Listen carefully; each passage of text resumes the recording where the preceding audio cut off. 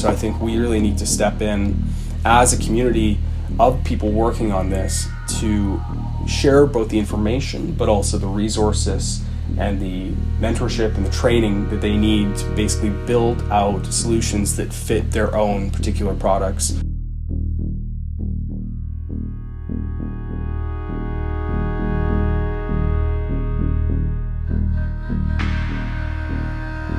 Welcome back to another episode of the Tech Terror Takedown podcast, where we dive into critical issues at the intersection of technology and public safety. I'm your host, Sophia, Rothut, researcher at LMU Munich and in the EU Project TATE, and today we have a very insightful episode lined up for you. Our focus today is on the techniques used by extremist and terrorist actors to evade online content moderation.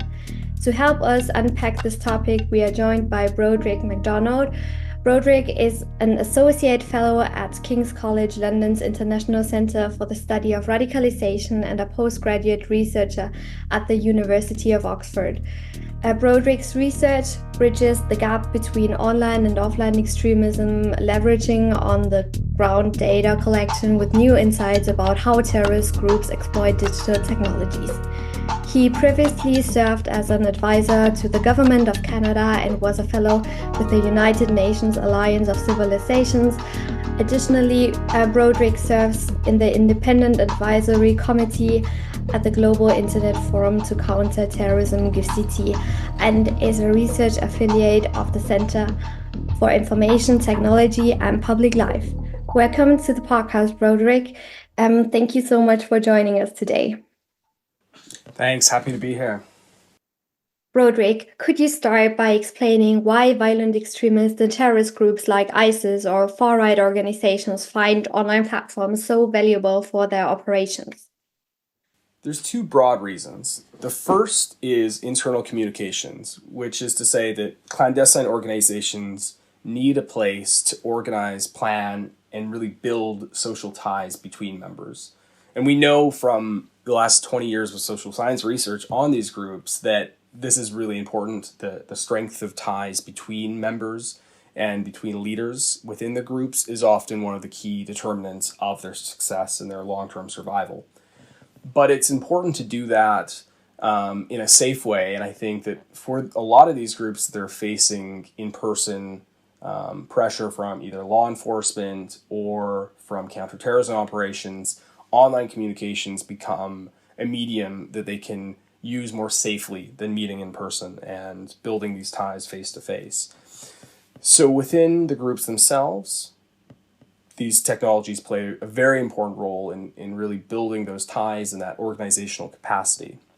The second piece of it is what the rest of the world is probably much more aware of and much more visible.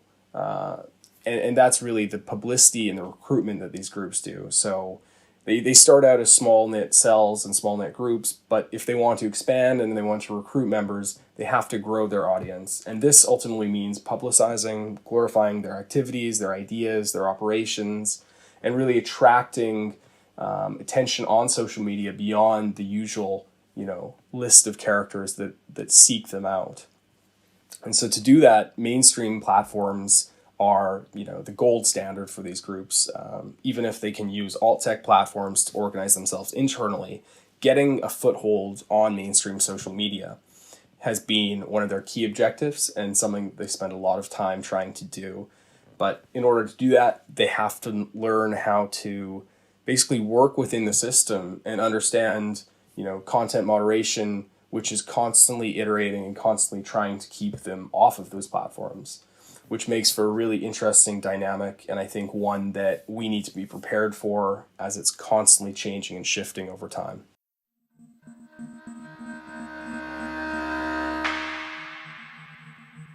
In your research, you observed extremist and terrorist actors, especially ISIS supporters, to adopt modern techniques to channel their content into the mainstream in order to fly under the radar of content moderation. Could you tell us more about the evasion techniques used by these actors to avoid content moderation? Yeah, there's many different ways that terrorist or violent extremist groups will try to evade content moderation. But what I'll do here is go over a few of the most common ways, just so that folks can really sink themselves into some use cases and see exactly how this unfolds.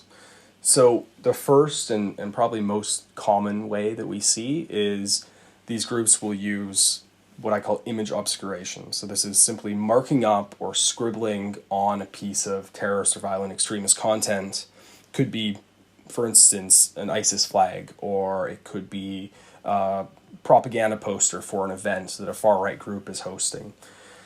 And simply by obscuring the image to such a degree that it looks like something new, this could be, just putting lines over the content, it could be adding an emoji, it could be even posting a smaller version of the same image on top of it.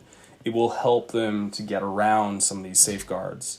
But of course, it's a constantly changing cat and mouse game. So as they try one thing, they're often caught within quite a short time frame. And so that's helped them to move to other, I would say, somewhat more advanced methods. And some of these are also quite innovative too. So we see frequently they will overlay their content with media logos. This was very common with ISIS during the peak of the caliphate days. So as every media organization in the world was trying to follow this group and was trying to provide trusted information about what the group was doing, it was quite common to see a BBC or a Guardian article or news video with the media logo of the BBC or the Guardian in the bottom right-hand corner. IS figured out that if they just took the BBC logo and put it on their own content, it could oftentimes evade some of the detection tools that we use to spot this content. And so I think we need to be really careful when we look at what is actually true and genuine content from trusted news media and what is being essentially mimicked by these other groups. The third piece of it, which is quite unique to each group and it varies a lot, is the use of quotations or even historical figures. So pro-IS accounts will often not even use well-known symbols of the group, for instance, the ISIS flag, but instead they'll use inspirational quotes or infographics or cherry-picked passages of scripture that signify support for their group. They can also use quotations from famous, veteran jihadists, people like Abu Musab al-Zarqawi, Makdisi, Azam, or even historical figures like Ibn Taymiyyah to really tie into the message that they're trying to convey, sometimes on its own and sometimes with an image below. But it's hard to associate, a quote from Ibn Taymiyyah, one of the, the best known Islamic theologians in the world, and narrow that down to a piece of content. The fourth way is through extremist symbols. So this can be something as simple as an upward-facing, index finger, which of course is a symbol used by the Islamic State to signify their unity and their participation in the group. But there's a wide range of other, what I would call visual shibboleths, which are ways to convey, at least to an inside crowd or an in-group, your association or your support or your sympathy for a particular organization. And the far right has many examples of this as well. Similarly and related to that, we see the use of emojis used quite effectively. So oftentimes, it won't be an actual ISIS flag, which is, for those who don't know, it's a black and white flag, but rather just a black flag emoji, sometimes placed beside a upward pointed index finger, or some emojis of weapons, which in some ways looks very harmless and benign, but it's a really effective way for these groups to signal their belonging to the organization. Related to that, we also see the use of leet speak in broken text posting. This is a particularly challenging issue. It's not a new one, but it's one that is challenging because anybody who's worked on leet speak before will tell you it's constantly changing. The lexicon and the dictionaries that are used when an organization adopts leet speak, which is simply replacing one word for another, but it it signifies the meaning of it, that is quite clear to anybody in that in-group. And so the challenge with this is if you close down or you identify, one form of leet speak, oftentimes something else will pop up, and it'll be, readily obvious to anyone who is in that group what is being said, but to the outside it can be challenging to crack down on. And the last part of that is just the way that these groups then use these mainstream platforms to tag each other, to share, to use these platforms as kind of a home base, a social hub, if you will, from which they can outlink to more extreme and more dangerous content. So I think that, these two things come hand in hand. You see the evasion tactics, but they're almost always accompanied by either a link to other accounts, or in some cases a link to an external file hosting website or a Telegram page where, if the user wants to go deeper, they can easily access much more dangerous and potentially explicit content from a terrorist group.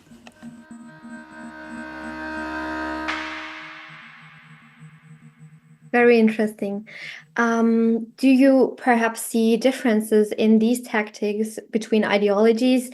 That is, do Islamist extremists, for instance, employ other circumvention techniques that far-right extremists do? Absolutely. I began working on counterterrorism and extremism by focusing on jihadi Salafi groups in the Middle East. And what's been really interesting to me over the last few years is how the tactics have spread across groups and even across different ideologies.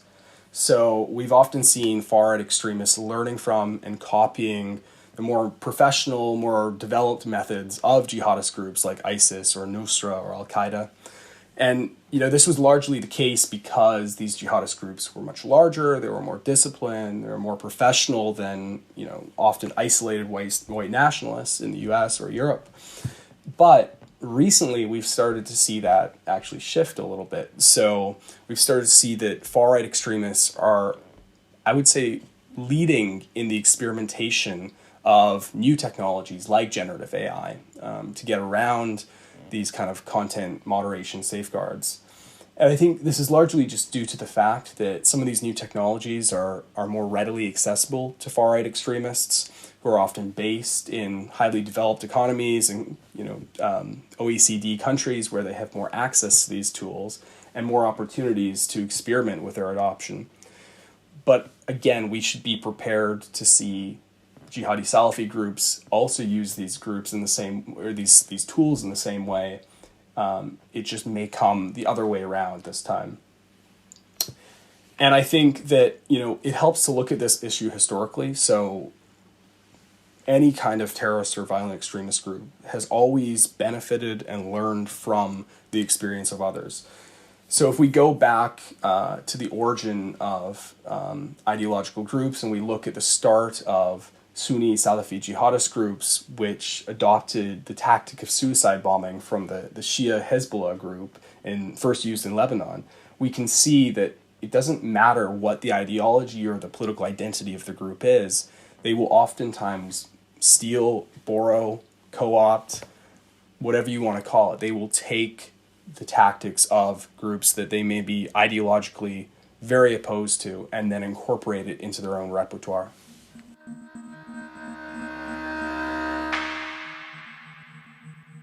Symbols and gestures seem to play a big role in extremist and terrorist communication. Can you talk about how and why these symbols are used online and why they are so difficult to moderate? Extremist symbols are one of the biggest challenges we face because these symbols are constantly changing and new ones are created by groups that pop up every few months. So it's not just the symbols that you have to keep track of, it's also the new groups that are constantly iterating, constantly changing, sometimes splintering, sometimes forming new groups altogether. And the reality is that there's now thousands of extremist symbols and slogans out there today. I think that more broadly, we can do a better job of keeping tabs on this by actually going after these groups proactively and carrying out OSINT research to try and spot new trends, emerging developments, and then using those insights to better train the content moderation tools so that they're kept up to date. But of course, this is not an easy task. It requires constant investment, constantly keeping on top of these things, and really looking at content moderation in a proactive way, not just a reactive way. That's a very good point. Let's now look at the content moderation aspect in more detail. What are some of the specific challenges that tech platforms face in detecting and removing such extremist and terrorist content nowadays? It's one of the most difficult challenges that tech platforms face, but I think it's useful to look at this issue on a technical level. So there's cryptographic hashing, which is what most people are probably familiar with. This is matching one for one. It doesn't copy the material, but it represents it in code. So if somebody was to upload an IS flag or another piece of terrorist content, that would be instantly copied and then saved and then shared with others so that that kind of abuse or harm doesn't happen in the future.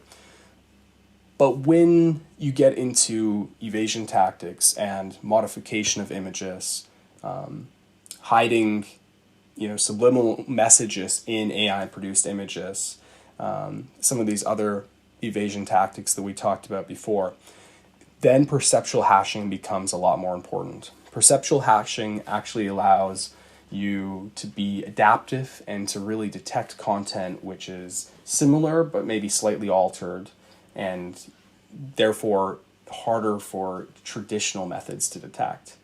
But even with perceptual hashing, there are limits to how far it can go and what it can detect and what it can find. We see many examples of this, and the real challenge, I think, from a technical standpoint is to keep investing in these tools and keep iterating as they improve.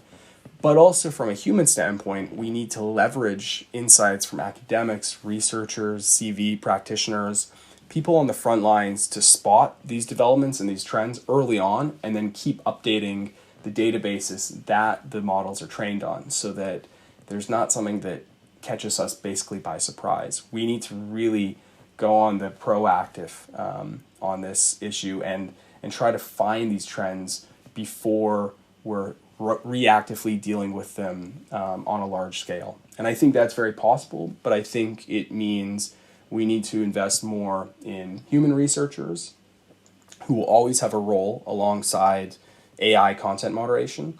It's just that we need to actually do proactive research rather than just react to scenarios once we already see them on the mainstream platforms.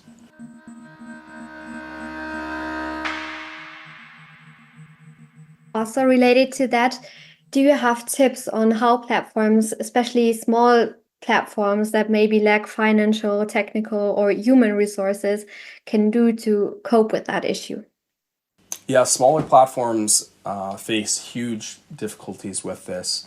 Oftentimes they lack the resources for an in-house trust and safety team, and they also have a knowledge gap. They don't know how to approach this in many cases because it's so outside of what they've maybe been doing in an early stage development. So there are some methods that can help them. For instance, Meta has developed a new Hatcher Masher Share tool. Google has its Altitude tool, which are free platforms that any new company can access and use at no cost. But beyond this, we really need organizations like Tech Against Terrorism and the Global Internet Forum to Counter Terrorism to provide mentorship and assistance for these smaller companies who often don't even know how to get started. I mean, I think this is an information and awareness issue as much as a technical one. There's been an explosion of new AI companies, gaming companies, even new social media companies over the last 5 years. And when I talk to them, many of them have never had a chance to actually think about trust and safety deeply. They're often so consumed with building their product and bringing it to market and being ahead of their competitors, which is, of course, what they have to do to succeed, that they don't oftentimes stop to think really deeply and really thoughtfully about how their tools could be used. And at the same time, when I talk to the CEOs of these companies, they're horrified, to think that their platforms could be used by terrorists or violent extremists. So I think these small companies are not reluctant to engage with this, but there is an information gap where it's something that they oftentimes haven't even thought seriously about. And so I think it's incumbent on all of us really to reach out to founders, to folks at small companies, to VCs, people in our network who are working on these kinds of issues, and just talk to them about it. Let them know that there's tools and resources available from GIFCT or Tech Against Terrorism. There's also actual technical solutions available from many of the larger companies that they can access at no cost. And we really just need to shift the awareness around this issue to put it front and center again.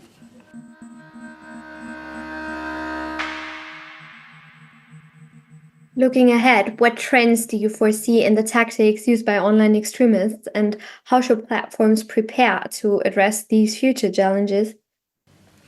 I think there's a lot of science fiction around AI right now, but we don't need to even look 5 or 10 years into the future to imagine what kind of policy challenges we might face.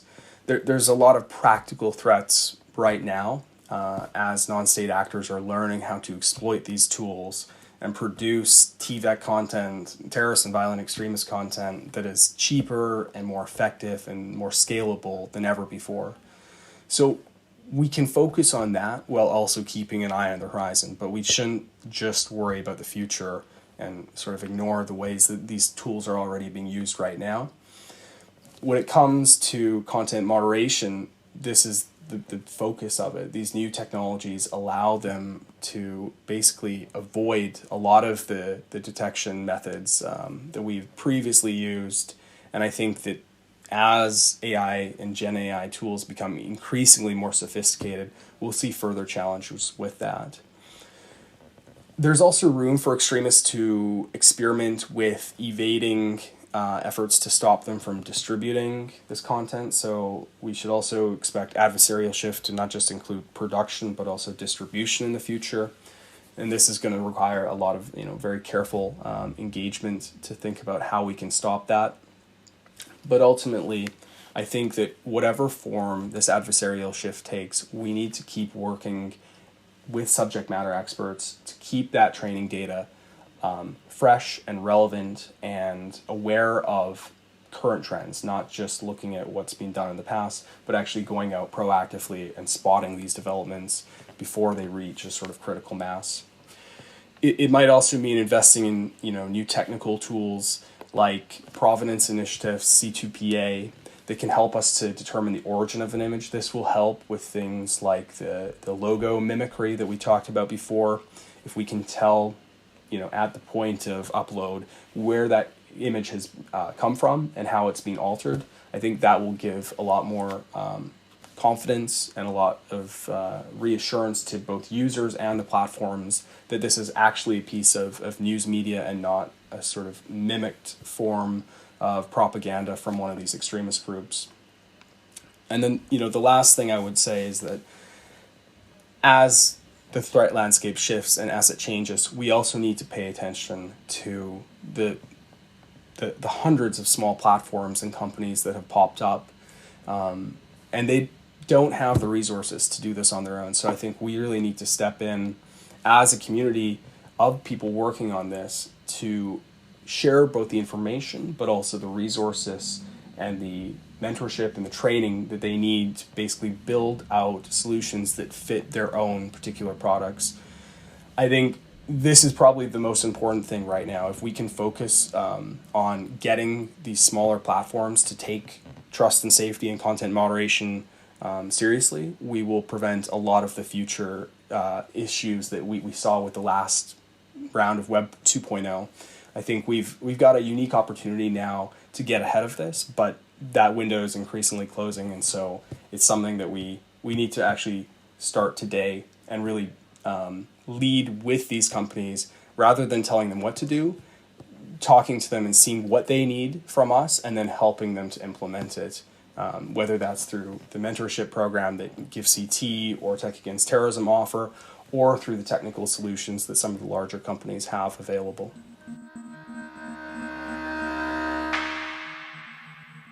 Thank you so much, dear Broderick, for sharing your valuable expertise with us today. I think it became very clear that the techniques used by extremist and terrorist groups to evade content moderation certainly complicate such moderation processes, which is why I'm very happy that we talked about them today, and also that you provided us with a deeper understanding of how platforms, particularly smaller ones, can better prepare and respond. Also, and crucially, platforms are not alone to deal with it.